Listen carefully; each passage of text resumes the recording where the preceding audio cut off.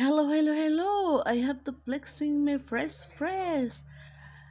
Ito pong isda na to ay pinapana mga guys. Mga sariwa pa talaga ito mga ka-heart. At ayan yung huli ng aming isa pang mangingisda. Ang daming niyang huli. At ito pala ay pinapana lang sa gabi. At ayan, may kuyabutan. Oh, mga ka-heart. Daming huli niya. Thank you for watching and follow for more. Good morning to everyone. Thank you for watching and follow for more. Have